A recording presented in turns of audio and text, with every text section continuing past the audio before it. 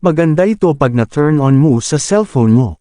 Pag tinatamad ka kasi magbasa, pwede niya basahin ang mga nakasulat dyan kung saan siya nakatapat. Katulad nito, makikinig ka na lang. Avast Mobile Security, Music, Notes, Tools. Wala ka na kailangan i-download dito dahil nasa settings lang ng cellphone mo.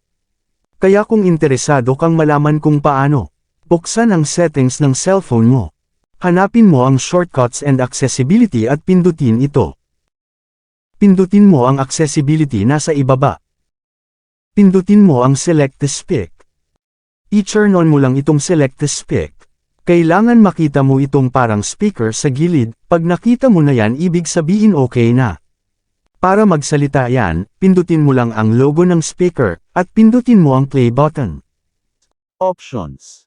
Select to speak shortcut. Kung saan mo siya matapat na mayroon text, pwede mo pakinggan pag tinatamad ka magbasa. Pindutin mo lang logo ng speaker, at pindutin lang play button. Maganda ito kapag wala ka ng time sa pagbabasa at gusto mo pakinggan na lang. Siyempre, kung nagustuhan mo ang video na ito, huwag mong kalimutan mag-follow at i-share mo na rin ang video na ito. Maraming salamat po.